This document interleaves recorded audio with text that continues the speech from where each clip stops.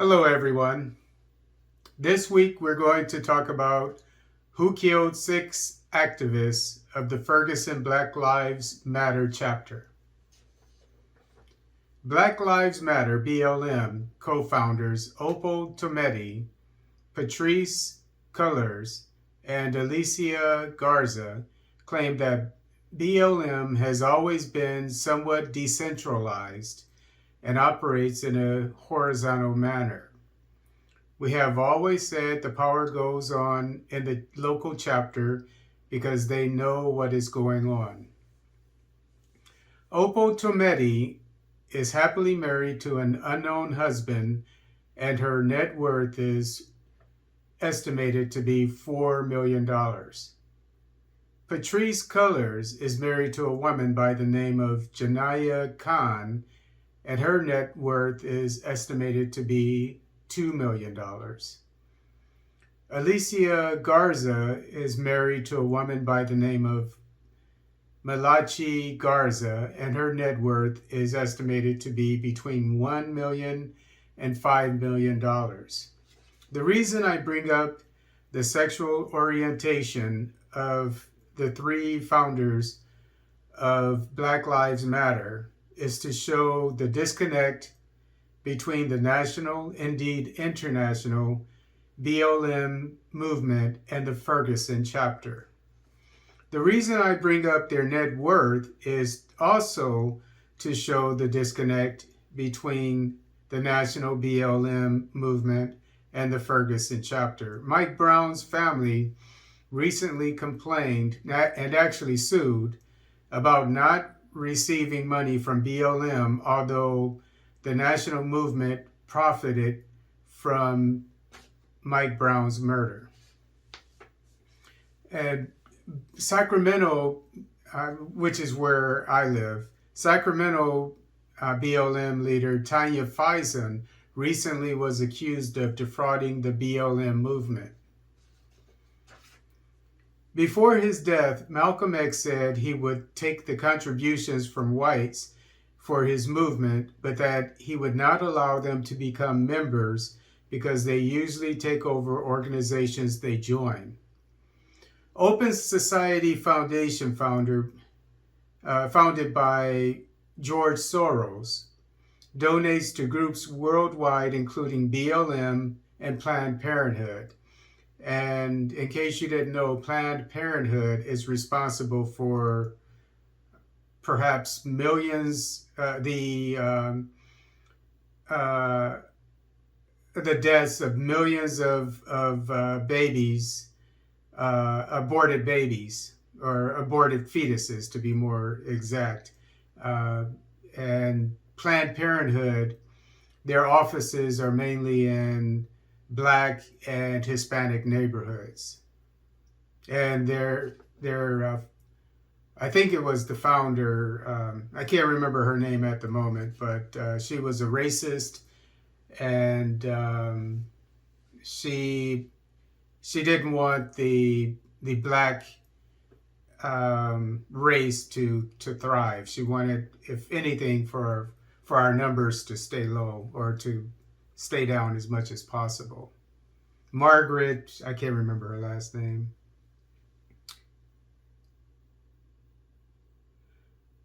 During the George Floyd protests, Open Society donated $150 million to organizations including BLM. The Ferguson protests after the 2014 Mike Brown killing put the national BLM movement in the spotlight. And I believe that not many people knew about Black Lives Matter before the Ferguson protests. But many people didn't like the optics of the Ferguson protests, of people throwing rocks and being confrontational with the police. All 6 people murdered since 2014 who were activists of the Ferguson BLM chapter were prominent in the media. There are militias in Missouri, which is where Ferguson is. Ferguson BLM activists say today that they have been harassed, intimidated, received death threats, and attempts on their lives. One activist said her car was run off the road, her home was vandalized, and someone shot at her while she was driving with her 14-year-old daughter. A Ferguson preacher said he received death threats and that he once found a 6-foot python in his car. 31-year-old Palestinian American Bassem Masri died from a fentanyl overdose in 2018. Before he died, he accused the mainstream media of not reporting the protests in Ferguson fairly. And it should be noted that even today, during the George Floyd protests, many Palestinians went on social media or probably on the news or however they were able to, and they condemned the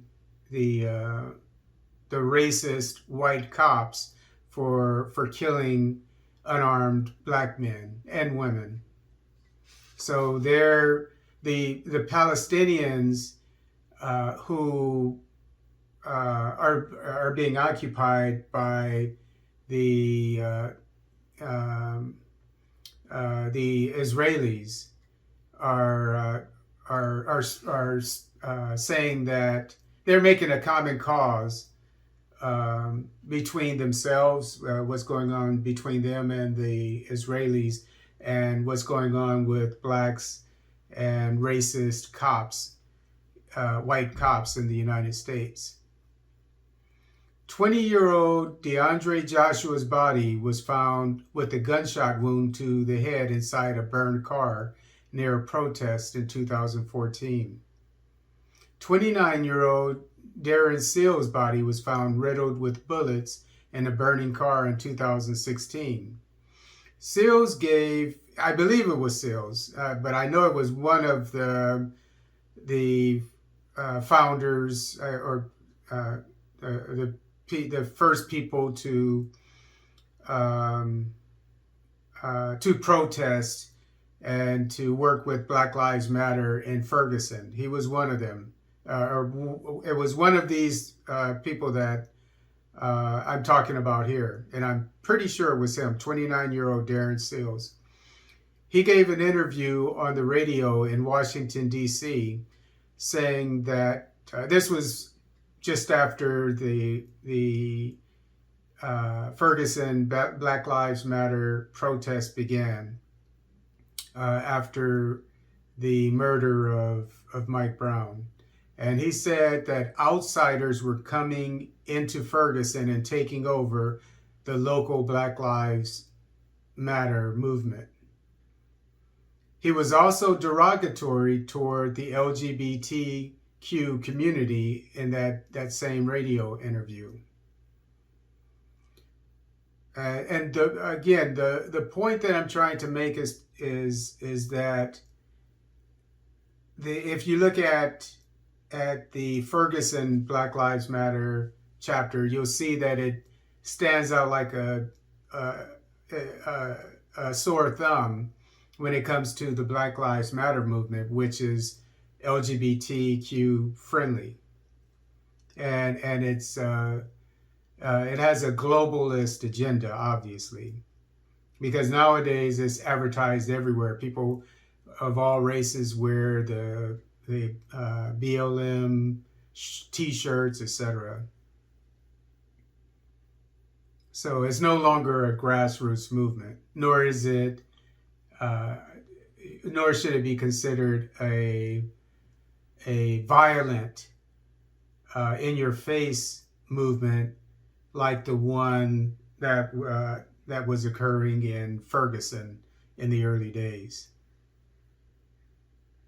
23-year-old Marshawn Mccarroll supposedly shot himself to death outside the Ohio State House in 2016. Mccarroll was an active protester in Ferguson. 27-year-old Edward Crawford Jr. allegedly shot himself to death for personal issues in 2017. When Crawford died, he was in the back seat of a car while two women were in the front seat. The identities of the two women are unknown, and no statements from them have been taken by the police.